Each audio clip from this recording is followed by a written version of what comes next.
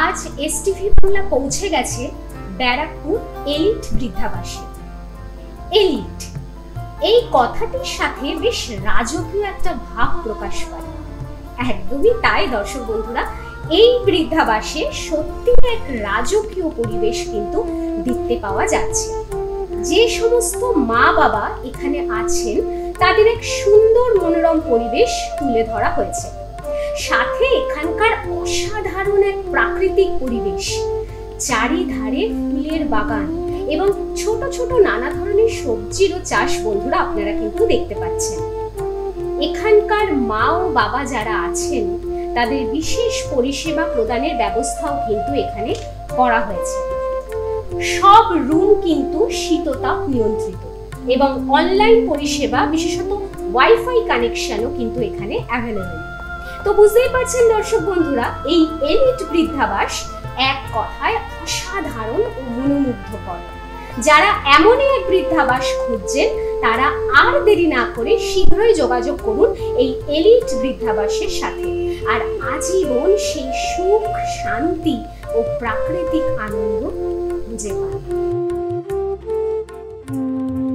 নমস্কার, এসটিভি বাংলা এই মুহূর্তে পৌঁছে গেছে নর্থ ব্যারাকপুর বাঁশবাগান অর্থাৎ এলিট বৃদ্ধাবাসে। এখানে ভেতরে অপরূপ প্রাকৃতিক সৌন্দর্যে ঘেরা এক মনোরম পরিবেশে, যেখানে বৃদ্ধ বৃদ্ধাদের একদম সুন্দর একটা পরিবেশ এখানে দেওয়া হচ্ছে এবং পাশাপাশি ওনারা কেমন আছেন সমস্ত বৃত্তান্ত আমরা শুনতে থাকবো, দেখতে থাকুন।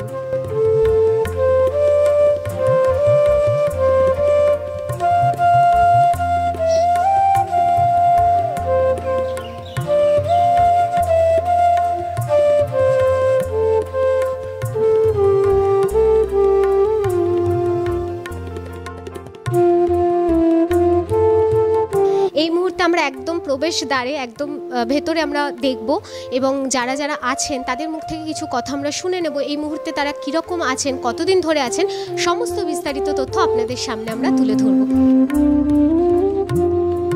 একজন ঠাকুমা আমার সাথে রয়েছেন, তো ওনার সাথে একটুখানি কথা বলে নেব। ঠাকুমা, তোমার নাম কি? আমার নাম প্রতিটা ভট্টাচার্য। প্রতিটা ভট্টাচার্য। কোথা থেকে এসেছেন? এখানে 6 বছর। বাড়ি আগে কোথায় ছিল? বাড়ি আমার উত্তরপাড়ায় বাড়ি ছিল, ফ্ল্যাট ছিল বিক্রি করে। আমার ভাই থাকে কৈখালি, দমদম। ভাইয়ের কাছে 1 বছর ছিলাম। তারপর আমার স্বামীর অসুস্থ হয়ে পড়ে তাকে নিয়ে আমি এখানে আসি। এখানে 6 বছর। আমার স্বামী গত বছর মারা গেছে।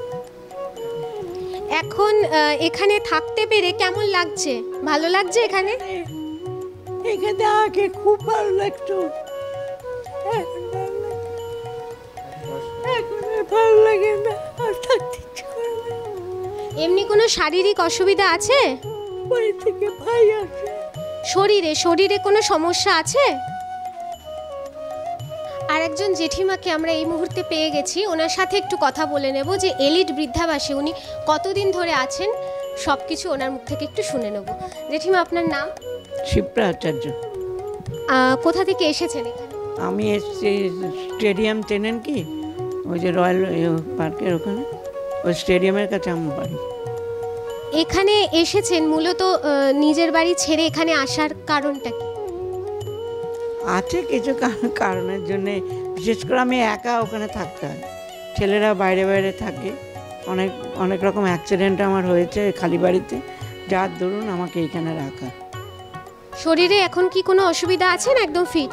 সুগার আছে, সুগার, কোলেস্টেরল এসব আছে। এখানে যে এত অসাধারণ প্রাকৃতিক সৌন্দর্য, পুরো এত সুন্দর একটা পরিবেশে এখানে থাকতে পেরে কেমন লাগছে? আমার তো ভালোই লাগছে। আমি প্রথমে এসেছিলাম যখন খুব ভালো, মাঝখানে একটুখানি অসুবিধা, মানে এটা তো হয় স্বাভাবিক, নিজের বাড়ি ছেড়ে আসলে কিরকম বাড়ির প্রতি একটা ওই একটুখানি হয়েছিল। এখন ঠিকই আছে। কোনো খাওয়া দাওয়ার ঠিকঠাক মতো হচ্ছে? খাওয়া দাওয়ার কোনো অসুবিধা হচ্ছে। তাছাড়া আমি তো এমনিতেই খাচ্ছি না, সুগারের জন্য সবই বাদ। যেটুকুনি চলছে নর্মাল, ঠিকই চলছে। সারাদিন যে আপনি এই যে সময়টা কিভাবে কেটে যায়? আমি এই ঠাকুর পুজো টুজো করি, গল্প বই পড়ি, গান শুনতে ভালোবাসি, আমার রেডিও আছে। কালচারাল প্রোগ্রাম বা কোনো কিছুর সাথে অ্যাক্টিভিটিস আগে কি কিছু করতেন? না, আগে আমাদের মানে বাড়িতে যেখানে ছিলাম ওখানে কমিটি ছিল, ওর সঙ্গে যোগাযোগ ছিল, ওখানে ফাংশন করা। আমি নিজে গিটার বাজনা জানতাম। গিটার বাজাতেন? হ্যাঁ, গিটার বাজাতাম। এখন বয়সের পর ছেড়ে দিয়েছি। এখন আর ইচ্ছা হয় না? ইচ্ছে তো হবে, ওই পুরনো স্মৃতি মনে আসলে তখন তো ইচ্ছা হবে।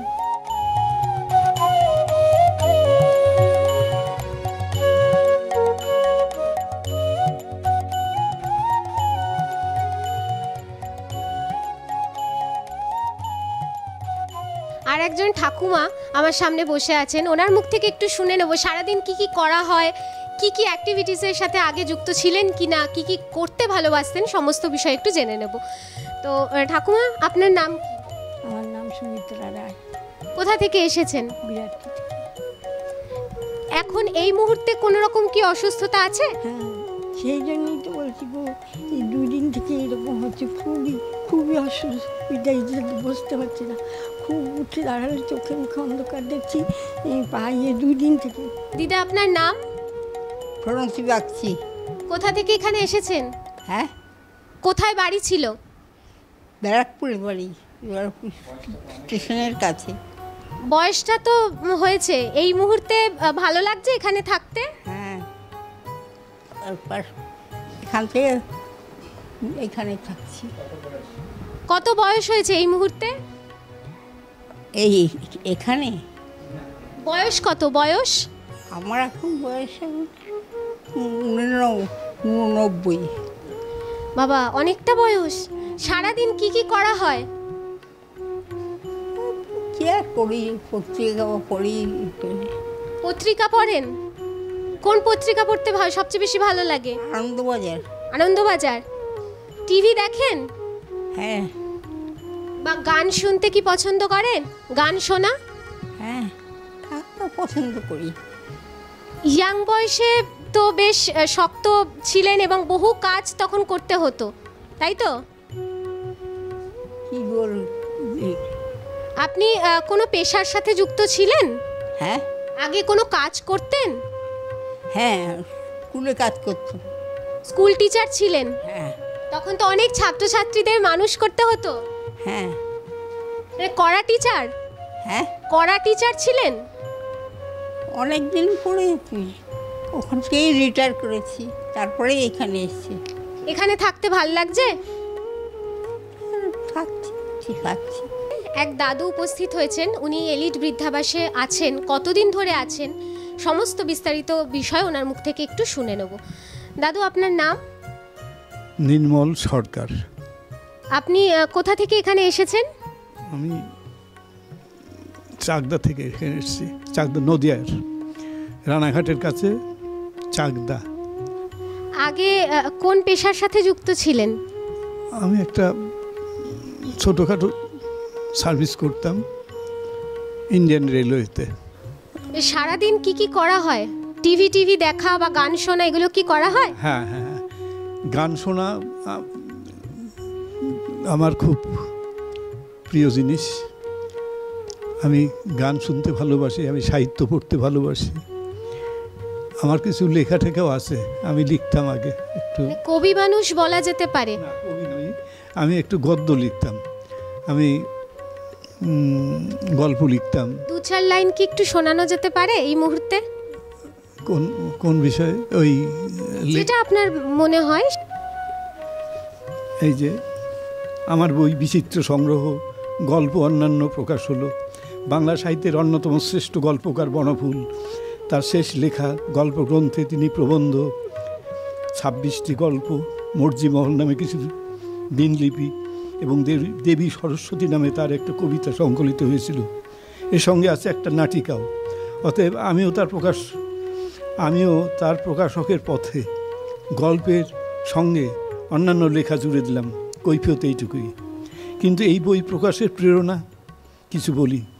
কবি বন্ধু কমলচন্দ্র কর একদিন নদিয়ার কবি শ্রী কার্তিক মোদককে নিয়ে এলেন আমার জীর্ণ বাড়িতে। যথারীতি আলাপ হলো, সে অনেক দিনের কথা। তাকে আমি পড়তে দিলাম আমার কিছু লেখা। বিভিন্ন পত্র পত্রিকায় প্রকাশিত।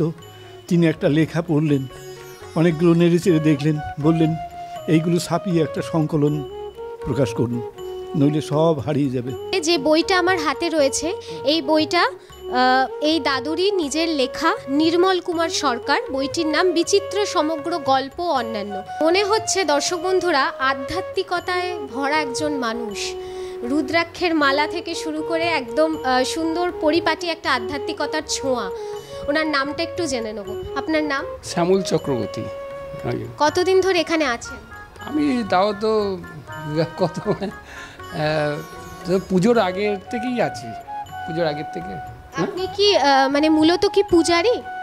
হ্যাঁ, পূজারি আছি, পুজো আস্থা নিয়েই থাকি সবসময়, এবং আরও আনুষঙ্গিক করি টরি এসব। এইখানে সকাল থেকে রাত অবধি এই পূজা অর্চনা নিয়েই থাকা হয়? এমনি আমি একা একা থাকি তো, ওই নিজের ভাবনায় একটা ভাবার বেগে থাকি সবসময়। এমনি সারাদিন কি কি করেন? ওই তো ওই একটু জব টপ করলাম, তারপরে যাও একটু গান টান একটু শুনলাম, একটু একটু কথাবার্তা আলোচনা সব কিছু করলাম, সবার সাথে একটু মেলামেশা, একটু ঘোরাফেরা। এই মুহূর্তে বয়স কত? বয়স এখন তো 60 মতন নিয়ে চলছে এখন। শরীর তো মনে হয় পুরো ফিট। এই ঠিকই আছে মোটামুটি, এখন ঠিকই আছে। গান বাজনা কি করা হয়? গান বাজনা এটা আমি আগে সঙ্গীতের লাইনেই ছিলাম, ওই তবলার লাইনে ছিলাম, তবলার বাজাতাম, এবং তবলা, ড্রাম সেট, খোল টোল এইসবই বাজাতাম। তালিম দিতেন? এবং ক্লাসিক্যাল কমার্শিয়ালের এতেই থাকতাম। এবং এখানে এসে মানে এত প্রাকৃতিক সৌন্দর্য, এখানে এত সুন্দর একটা মনোরম পরিবেশ, থাকতে ভালো লাগছে? হ্যাঁ, কোনো অসুবিধা নেই, খুবই ভালো লাগছে, খুবই ভালো লাগছে, এবং সবাই এখানকার সব প্রতিটি মানুষই খুবই ভালো। আপনার নাম? মমতা মুখার্জি। আপনি কোথা থেকে এসেছেন ম্যাডাম? আমি রিসরা থেকে এসেছি, মানে এখানেও এসেছি, আমার সেজীবনের কাছেই ছিলাম অনেকদিন, সেজীবনের কাছে, সেজীবনের বাড়ি আমার রিসরা। আগে কোনো কাজের সাথে যুক্ত ছিলেন? আমি অনেক কিছুই করতাম। আমি মানে সব কিছুতেই ছিলাম। আমি টেলারিংয়ে ছিলাম, টেলার ছিল আমার দোকান, আমি টেলার। আপনার ইয়েটা দেখে ফেস্ট আচ্ছা এইখানে ঠিক আছে, আমি কথা ঠিকঠাক মানে মুখটা আমি ঠিক ঘুরিয়েছি, তাই তো? আচ্ছা, আমি টেলারিং লাইনে ছিলাম 1 নম্বর। কখনো কখনো প্রাইমারি স্কুলে গেলে আমি ন্যূনতম বাচ্চাদের জন্য কিছু ক্লাস নিয়ে নিতাম হয়তো। আমি টুকটাক সব মানে সামাজিক কাজে কিন্তু উনি প্রচণ্ড পরিমাণে এগিয়ে যেতেন। এখন কিভাবে সময় কাটছে, কি কি করতে ভালোবাসেন? একদম নয়, এখন মানে একদম বলতে গেলে সময় কাটেই না। আমি তো দেখতে পাই না। না, তখন তার আগে তো চোখ ছিল, চোখ গেছে, তো চোখ যাওয়ার আগে এমনকি চোখ যাওয়ার পরেও আমি যতটুকু আবছা দেখতে পেয়েছি, তখনও আমি টুকটাক নিজের সেলাই কড়াইগুলো করে নিয়েছি। এখন হ্যাঁ, সে তো হয়। আই এম হ্যান্ডিক্যাপড, এটা হয়ে গেছে আর কি। এটা মোটামুটি 92 থেকেই একটু একটু শুরু হয়েছে, তো এখন আর ওই কিছু মুট করতে পারি না, এটাই হলো ডিস্টার্ব ভীষণভাবে, মানে মুট করে ধরতে পারি। এখানে থাকতে ভালো লাগছে? সুতো ধরতে পারলে আমি এখনও, আমার সুতো ভরে দিলে আমি নিজের জামাটা নিজে সেলাই করে নেবো। থাকতে এখানে কেমন লাগছে? এটা তো বলা মুশকিল হয়ে যাবে বোন, কেন কি বাড়ি আর অন্য জায়গায় একটু অন্যরকম, তবে ঠিকই আছে, চলে। একেবারে যে ভালো সে আনন্দ এটা বলা যাবে না, কারণ যে এটার মধ্যে আমারই নিজেরই ফল্ট, সেটা হলো যেহেতু আমি একজন ব্লাইন্ড। আরও অন্যান্য যারা রয়েছেন ওনারা তো নিজেরা গল্প করেন, হাসি মজা করেন, বা এই যারা আসেন স্টাফেরা আসে, সবাই মিলেই হুল্লোড় করে। আমিও সামিল হই, কখনো কখনো আমিও দরজার গোড়া অবধি যাই, তার বেশি যাই না, সামিল হই। তবে যেহেতু দেখতে পাই না, এক কথার থেকে অন্য কথা, হয়তো আমি তার উত্তরটাই হয়তো ভুল দিয়ে ফেলি, এরকম হতে পারে। তবে আছি, ভালোই আছি, খারাপ নেই। আমরা সবাই জানি ঘি কি কাজে লাগে, কিন্তু এটা জানি কি শরীরকে সুস্থ রাখতে এই লর্ড কৃষ্ণ ঘি দারুণ উপকারী।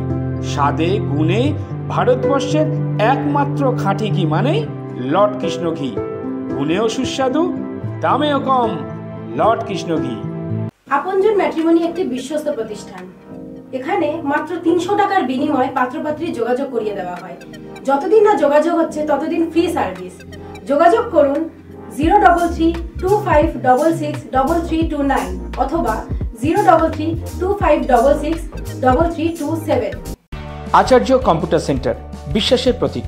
এখানে নামমাত্র খরচে সহজ পদ্ধতিতে ঘরোয়া পরিবেশে স্কুল কোর্স সব বোর্ডের 11-12 computer science, DTP, advance tally, GST, programming language, spoken English শেখানো হয়। কর্মসংস্থানের সুযোগ আছে। Government registration number L74685। যোগাযোগ 9007947384। মৃণাল স্যার। আমরা এখন আছি এসটিভি বাংলায়। Twinkles dance in winter light. Children laugh and spirits cheer. Magic grows this time of year.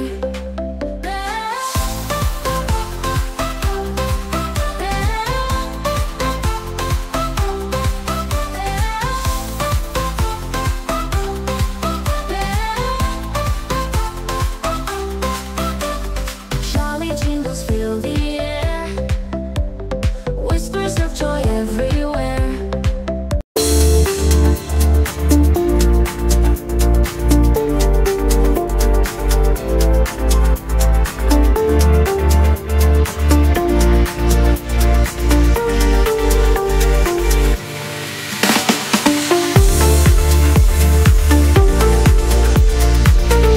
Dumdum এয়ারপোর্টের কাছাকাছি মনোরম পরিবেশে ফ্ল্যাট খুঁজছেন? একদিকে রেল স্টেশন, অপরদিকে মেট্রো স্টেশন। দামেও কম, পরিবেশও ভালো। ইচ্ছুক ব্যক্তিরা আজই যোগাযোগ করুন 6289884890 এই নম্বরে। ব্যাংকক এবং পাটায়া ভ্রমণ এখন আপনার হাতের মুঠোয়। আপনি কি ব্যাংকক এবং পাটায়া ঘুরতে চান? পরিবারকে নিয়ে দেখার মতন জায়গা হলো ব্যাংকক এবং পাটায়া। এই নিয়ে 7 বার ঘুরিয়ে নিয়ে আসা হয়েছে ব্যাংকক এবং পাটায়া বাইটাক এক্সচেঞ্জের পক্ষ থেকে।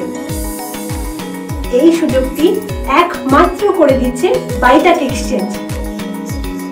একদিকে ফ্রিতে ঘোরার সুযোগ পাচ্ছেন এবং অন্যদিকে প্রতি মাসে রেভিনিউ, সাথে থাকছে আকর্ষণীয় বোনাস। যাদের পাসপোর্ট নেই তাদের কিন্তু পাসপোর্টেরও প্রসেস করিয়ে দেওয়া হচ্ছে বাইটাক এক্সচেঞ্জ থেকে। নমস্কার, আমি এসটিভি বাংলা টিভি চ্যানেলের আপনজন ম্যাট্রিমনির এক্সিকিউটিভ বাবলি মুখার্জি। হোয়াটসঅ্যাপ নাম্বারে পাত্রীর ফটো ডিটেলস রিকোয়ারমেন্টটা আমাদের হোয়াটসঅ্যাপ নাম্বারে পাঠাতে হয়। সেখানে আমরা মনের মতো যোগাযোগ করিয়ে দিই। এর জন্য ন্যূনতম মাত্র 300 টাকা একটা সার্ভিস চার্জ লাগে, যেটা আনলিমিটেড সার্ভিস। আরেকজন ঠাকুমাকে আমরা পেয়ে গেছি এই মুহূর্তে। এলিট বৃদ্ধাবাসে ওনার এক্সপিরিয়েন্স শুনবো, কি কি করতেন আগে, সমস্ত কিছু শুনবো ওনার মুখ থেকে। আপনার নামটা? শ্রীচি ভদ্র। কোথা থেকে এখানে এসেছেন? এই ব্যারাকপুর কালিয়া নিবাস থেকে এসেছি।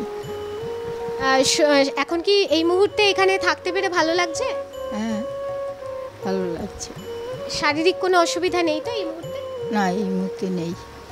আগে কোনো কিছুর সাথে যুক্ত ছিলেন, কোনো কাজের সাথে যুক্ত বা কিছু? না, আমি গৃহবধূ, হাউসওয়াইফই ছিলেন। সারাদিনটা কিভাবে কেটে যায়? গল্পগুজব করে সবার সাথে, এই যে এত যে বন্ধু হয়েছে এখানে, ভালো লাগছে? হ্যাঁ, ভালো লাগছে। সারাদিন কি কি করা হয়? সারাদিন কি এই একটু কথাবার্তা বলি সবার সঙ্গে, এই টুকটাক ঘরের কাজ করিয়েই সময় কেটে যায়। আর শোয়া খাওয়া এই তো কাজ। টিভি দেখেন? হ্যাঁ, টিভি দেখি। কোন বিষয়টা বেশি ভালো লাগে টিভিতে? টিভিতে ওই সিরিয়াল দুটো একটা দেখি, একটু খবর শুনি, এই বেশিক্ষণ দেখি না। ঠাকুরের পুজো অর্চনা বা কিছু এইসব কিছু কি করা হয়? করি না। টেলিভিশন আমরা সবাই ভালোবাসি। টেলিভিশনের পর্দায় কিছু দেখতে বা সিরিয়াল বা যা কিছু দেখতে পছন্দ করি। এই মুহূর্তে যে স্যার এখানে উপস্থিত আছেন, যার সাথে একটু কথা বলে নেব, উনি কিন্তু টিভির দিকেই তাকিয়ে আছেন, মানে অধীর আগ্রহে এরপর কি সিন আসতে চলেছে এইগুলো কিন্তু দেখছেন। তো স্যারের মুখ থেকে একটু কথা শুনে নেব। স্যার, আপনার নাম? সুবেশ ভট্টাচার্য। আপনি কোথা থেকে এসেছেন এখানে? আমার বাড়ি আসল প্যারাডাঙ্গা, প্রীতিনগর, নদিয়া। এখানে মাসি মেশো থাকে পিনকল মোড়ের ওখানে। মেশোর নাম হচ্ছে প্রদীপ ব্যানার্জি। এটা আমি মেশোয় যোগাযোগ করে দিয়েছি এখানে এর সাথে। আগে কোনো কাজের সাথে যুক্ত ছিলেন? আপনি কোনো পেশার সাথে যুক্ত ছিলেন? না, আমি কোনো পেশার সাথে যুক্ত ছিলাম না। আমার ডান হাত ডান পায়ের জোর এমনিতে কম আছে। হ্যান্ডিক্যাপ সার্টিফিকেট করেছি 75%। এখন কি এই মুহূর্তে কোনো অসুবিধা হয়? এখন এমনি কোনো অসুবিধা হয় না। এখানে তো মোটামুটি ডক্টর তো অ্যাভেলেবেল, আপনি কি তাদের রেস্ট্রিকশনেই থাকছেন? হ্যাঁ। সারাদিন কি টিভি দেখি কাটানো হয় নাকি আরও অন্য কিছু অ্যাক্টিভিটিস করেন? গান বাজনা শোনেন? হ্যাঁ, এমনি টিভিতে যে গান বাজনা হয় এমনি দেখি, টিভি দেখি। এক ঠাকুমা এই মুহূর্তে বসে আছেন, ওনার মুখ থেকে শুনে নেব এখানে উনি কেমন আছেন, সব কিছু ওনার মুখ থেকে একটু জেনে নেব। ঠাকুমা, আপনার নাম? দীপ্তি দাস। কোথা থেকে এসেছেন এখানে? আমি এসেছি হৃদয়পুর থেকে। এখানকার খোঁজটা আপনি কোথা থেকে পেয়েছেন? খোঁজটা আমার ছেলেই সব ঠিক করেছে।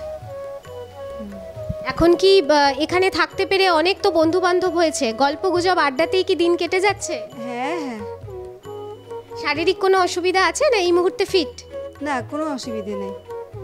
এখানে তো ডক্টর তো অ্যাভেলেবেল, এখানে ডক্টর আসেন আপনাদের দেখভালের জন্য, ওনার রেস্ট্রিকশনে কি থাকা হচ্ছে?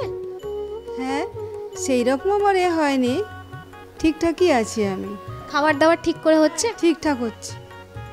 এক ঠাকুমার সাথে এই মুহূর্তে আমরা একটু কথা বলে নেব। ঠাকুমা, আপনার নাম? আমার নাম ইরা ঘোষ। কোথা থেকে এসেছেন আপনি? আমি সব অনেক জায়গায় ঘুরেছি, কলকাতা সব ঘুরে, ওদিকে ঘুরে, ওপাশে ঘুরে ঘুরে এবারে এসছে।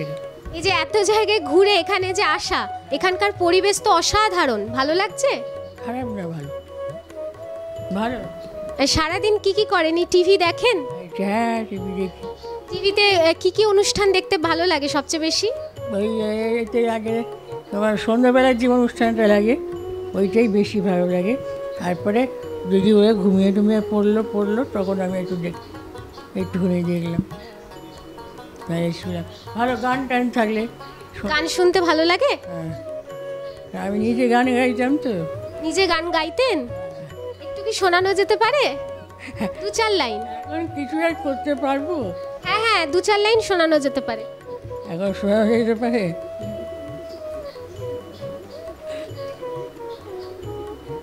মায়ের বিচার বটে, প্র্যাকটিসটা নেই তো এখানে, তো সব ইনস্ট্রুমেন্ট নেই কিছু, গাইবে ওই এটা একটু আছে, কোনটা ভালো লাগে। দিদি, আপনি তো ওনার ট্রিটমেন্ট করছেন, ওনার মূলত প্রবলেমটা কি? ওনার অনেক শরীর খারাপ, উনি দাঁড়াতেও পারেন না, উঠতেও পারেন না, আমি নিয়ে ওনাকে করি। কতদিন ধরে মানে এই সমস্যা? 2 বছর কাছে। এখন কি একটু কি রিকভারি করছেন আস্তে আস্তে? হ্যাঁ, একটু হাঁটাই, না তো বেশিরভাগ উনি ঘুমিয়ে থাকেন, আমি চেষ্টা করি ওনাকে বসিয়ে রাখি। মানে সকাল থেকে রাত অবধি ওনার দেখভালটা আপনিই করেন? হ্যাঁ হ্যাঁ। তো এতক্ষণ ধরে যারা ছিলেন তাদের সমস্ত কথা আমরা শুনলাম। এবার এই মুহূর্তে আমরা ম্যাডামকে পেয়ে গেছি, উনি এই বৃদ্ধাবাসের ইনচার্জ, তো ওনার মুখ থেকে কিছু কথা একটু শুনে নেব। নমস্কার ম্যাডাম। আমি এই বৃদ্ধাবাসের ইনচার্জ, এখানে যে বাবারা রয়েছেন, বৃদ্ধ মা বাবা, তো তাদের দেখাশোনা করি, তাদের সমস্ত কিছুর জন্য আমি এখানে মানে ওনাদের যাতে ওনারা মানে ঘরের মতন একটা ঘরোয়া পরিবেশে থাকতে পারে সেটা যতটা সম্ভব হয় আমি তাদের দেওয়ার চেষ্টা করে থাকি। আচ্ছা, এখানে তো মোটামুটি অনেকেই আছেন, 16 জন আছেন। 16 জন আছেন টোটাল। আর এখানে ডক্টরের মানে আন্ডারে তো ওনারা আছেন, যেটা আমরা কথা শুনে ওনাদের মুখ থেকে শুনলাম যে ডক্টরের আন্ডারে ওনারা আছেন। ডক্টর কি প্রতি মাসে কি আসেন? হ্যাঁ, আমাদের এখানে একটা মান্থলি ভিজিট হয়, আর তারপরে যদি কেউ কখনো হুট করে অসুস্থ হয়ে গেল তখন ইনকল ডক্টরের ফেসিলিটিটা আছে। এখানে কোনো সাংস্কৃতিক অনুষ্ঠান বা বাৎসরিক কোনো প্রোগ্রাম হয়? সেরকম প্রোগ্রাম কিছু হয় না, পুজোর সময় একটু দিদা দাদুদের যারা পারে তাদের ঘোরানোর ব্যবস্থা করা হয়, মাঝে মাঝে কখনো কেউ করলে তখন আমরা তাদের ঘোরানোর ব্যবস্থা করি একটা। আর এক দিদির মুখ থেকে শুনলাম এখানে 7 দিনই বিভিন্ন ধরনের খাদ্য তালিকায় বিভিন্ন ধরনের জিনিস ওনাদেরকে রাখা হয়। তো এটা কি প্রতিদিনই কি আলাদা আলাদা আইটেম থাকে? হ্যাঁ, সকালের জলখাবার ইয়েগুলো মোটামুটি আমাদের চেঞ্জ হতে থাকে। 7 দিনে 7 রকম থাকে। তারপরে যে কোনো মানে ধরুন অনুষ্ঠান হলো, আজকে রাখি বলুন ইয়ে বলুন, তখন আমাদের খাবার মেনুগুলো একটু চেঞ্জ হয়। যে কোনো অনুষ্ঠান ইয়েতে সেগুলো চেঞ্জ হতে থাকে। এখানে শুধুমাত্র যে ডক্টরের আন্ডারেই ওনারা থাকছেন বা ডক্টর ভিজিট হয় সেটাও নয়, ইন্টারনেট বা নেট পরিষেবাও কিন্তু এখানে অ্যাভেলেবেল। ওয়াইফাই কানেকশন তো আছে? ওয়াইফাই আছে এখানে। প্রতি ঘরেই আমরা দেখছিলাম যে এসি লাগানো। হ্যাঁ, এসি, গিজার আর টিভি, পার্সোনাল টিভি একটা করে এটা আমাদের প্রতিটা রুমে রয়েছে। এবার যে ইউজ করতে চায় ইউজ করতে পারে, যে চায় না তারটা সেরকমই থাকে। আচ্ছা ম্যাডাম, এরকম বহু মানুষ আছেন, আপনারা যেহেতু একটা সামাজিক কাজকর্মের সাথে যুক্ত আছেন, এরকম বহু মানুষ অধীর আগ্রহে বসে আছেন এরকম একটা বৃদ্ধাবাসের খোঁজ যদি পাওয়া যায়। যদি ইন ফিউচার কেউ যদি এসে কন্ট্যাক্ট করতে চায় তাহলে তারা কিভাবে এসে যোগাযোগ করতে পারে? তাহলে আমাদের ফোন নাম্বারগুলো ওনাদের দিয়ে দেওয়া হবে। আর ওনারা এমনিতেও এখানে ওই ব্যারাকপুর স্টেশন থেকে নেমে পুরনো কোর্ট হয়ে বাঁশবাগান পার্টি অফিসের সামনে আসলেই আমাদের তো বৃদ্ধাশ্রমটা 1 মিনিটের রাস্তায় এখান থেকে। আচ্ছা, কন্ট্যাক্ট নাম্বারটা কি একটু প্রোভাইড করা যাবে? হ্যাঁ, 8274031308। আরেকটা হচ্ছে 9831223333। ম্যাডামের মুখ থেকে যতটুকু শুনে বোঝা গেল যে একটা সামাজিক কাজকর্মে ওনারা আছেন এবং যে বাবা মারা রয়েছেন তাদের পুরোপুরি দেখভাল করার একটা বিষয়, মানে বাড়ি থেকে এখানে তারা মোটেও কম নেই।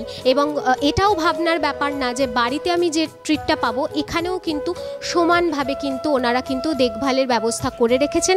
এবং যারা আপনারা একটা বৃদ্ধাবাস খুঁজছেন যে এরকম একটা বাড়ির মতো পরিবেশ পাবো, এরকম একটা ভালো ছত্রছায়ায় যে ম্যাডামদের ছত্রছায়ায় আমরা থাকবো, তাহলে অসম্ভব একটা ভালো এবং প্রাকৃতিক পরিবেশে ঘেরা, মনোরম পরিবেশে ঘেরা উত্তর ব্যারাকপুর বাঁশবাগান এলিট বৃদ্ধাবাসে তো একবার না একবার তো আসতেই হবে। এলিটের যে ওনার বা কর্ণধার যে ম্যাডাম, ওনার মুখ থেকে কিছু কথা আমরা শুনে নেব। ম্যাডাম, আপনার নাম? কামিল জনসন। এই যে এলিট বৃদ্ধাশ্রম বা এই যে বৃদ্ধাবাস, এই ভাবনাটা হঠাৎ করে মাথায় কেন এলো? আমরা লেটেস্ট ট্রেন্ডসগুলো সবাই জানি কি ছেলেমেয়েরা বিদেশে চলে যাচ্ছে, বাইরে চলে যাচ্ছে চাকরি করার জন্যে। বাবা মারা লোনলিনেস শুধু না, ইভেন অ্যাট হাই রিস্ক আছে, because they don't have people around them. তো সেই ক্ষেত্রে বয়স্ক মানুষদের একটা সিকিওর, ওয়ার্ম, ভাইব্রেন্ট এনভায়রনমেন্ট দরকার, so that they can spend the rest of their days happily with others. ওনাদের নিজের সহবয়সী যারা আছেন তাদের সাথে সময় কাটিয়ে একটা ভালো পরিবেশে থাকতে পারবে, এই চিন্তাধারা দিয়েই এলিটটা করা। নামটাও তাই জন্য এলিট। আচ্ছা ম্যাডাম, একটা কথা জানতে ইচ্ছা করছে, এলিটের পাশাপাশি এই যে বৃদ্ধাশ্রম, এই যে একটা সামাজিক ভাবনা চিন্তা, এই ভাবনা চিন্তার পাশাপাশি আরও কোনো সোশ্যাল ওয়ার্কের সাথে আপনি যুক্ত আছেন? আমি 25 বছর আগে একটা অর্গানাইজেশন ফাউন্ড করেছিলাম, যে অর্গানাইজেশনের নাম হচ্ছে Barrackpore avenue women's cultural and social welfare society. আমরা বৃদ্ধাশ্রমের সাথে আমরা অনাথ আশ্রমও চালাই। We run 3 orphanages. Other than this, আমাদের বাচ্চারা যারা পিছিয়ে আছে পড়াশোনায়, ভীষণ পুয়ার ফ্যামিলিজ থেকে, তাদের জন্য আমাদের এডুকেশনাল সেন্টার্স চলে।